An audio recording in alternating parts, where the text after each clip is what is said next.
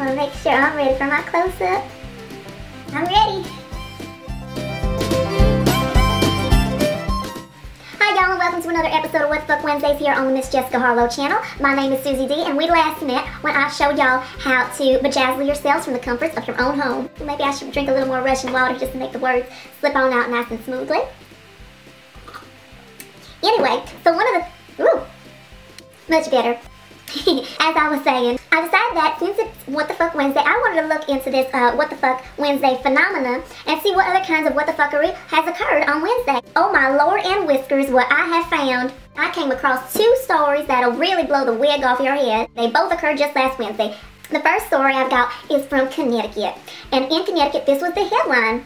Substitute teacher 72 arrested for furiously masturbating in high school hallway. Yes, I said furiously masturbating. Now when I read that headline, my first question was, what was he so angry for? I need more Russian water to report this one. Ooh, that'll put some hair on your chest. Well, here's what had happened.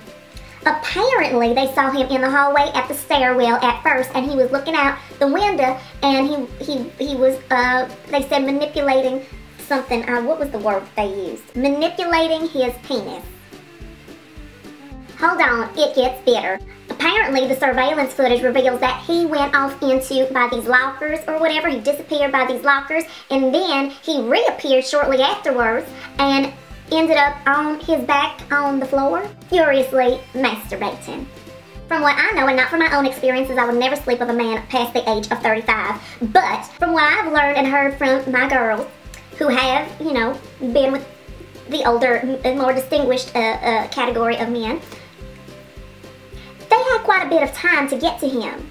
As a man ages, he's not as, you know, he's not as quick as he might have been in his youth. What took them so long? The first person that had seen him was a school paraprofessional, and I don't care that she's a woman. If you are working at a school, your first priority is to make sure to take care of those children and protect them when such incidents occur. Certainly as a grown woman, this isn't something you haven't seen before. You have seen and you have lived. It is 2014. Don't try to pull that wool over my eyes, where people are paying tax dollars to make sure that their children are safe. It is your first priority to make sure to protect those children, and I wouldn't have had time to even think of the police. I would have taken off my shoe, beat that man down. He wouldn't even remember he had a penis to begin with. And it wasn't like he was doing anything violent. Maybe, as far as what I think, furiously masturbating, maybe he was angry. But listen, once a man's got his pants down, you're the one with the control if you really want to be in control. You know what I'm saying? I would have slapped that man silly when they would have gotten that on that surveillance footage. I would have raised holy hell. I wouldn't let that man get away with nothing. I wouldn't leave that scene of the crime. If you walk out, who knows what he'll be up to? What if some innocent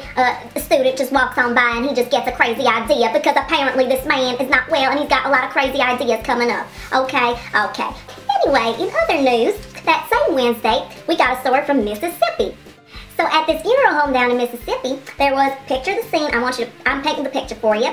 There was a funeral director and I believe this is pronounced a coroner. They got a body in a bag, right? And it's not even out of the bag. They're getting everything else ready to start embalming this man. So I guess, you know, they're doing what they gotta do, putting on their gloves and who knows what. And all of a sudden, that body bag moves.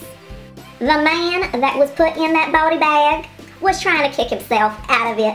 How do you make that kind of a mistake? How does anybody make that kind of a mistake? How do you not know when a man is dead? I know a dead man when I see one. I mean, I've been around a dead... I've never been around any dead bodies, especially not my late husband, Richard. But this isn't about me.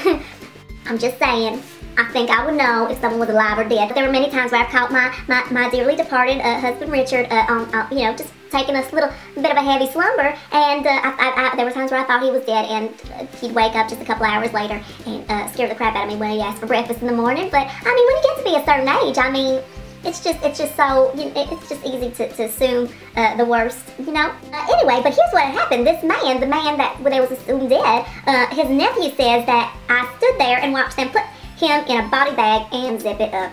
all I'm trying to say is when you get to be a particular age, you should be very careful and very cautious which family members you happen to be falling asleep around, because you don't know which one of them is counting down the days, counting down the hours for you to kick that bucket and you know, because they're looking to, you know, live in that house that you're living in, you know what I'm saying? Or looking to take your husband or your wife, or who knows, you know, it's all up for grabs. And apparently you gotta be very careful, especially on a Wednesday, because as you can see here, folks, a lot of what the fuckery occurs on Wednesdays. In the meantime, I hope you all enjoyed this What the Fuck Wednesday, and I hope your What the Fuck Wednesday was filled with joy and happiness, and if not, I hope that this video can bring a little bit of sunshine right to your home and to your hearts. No matter what you're going through, just remember that if you think your life is bad, at least maybe you didn't get to see a 72-year-old man furiously masturbating in the hallway where you go to school, where you work, or even worse, you can end up waking up in a funeral home about to be embalmed because your dim-witted nephew thought that you were already dead. Be sure to subscribe so you don't miss any more of our What the Fuck Wednesday shenanigans. More characters are coming up just next week, so stay tuned. And yeah, thanks y'all for watching, and happy What the Fuck Wednesday. Y'all come back now, you hear?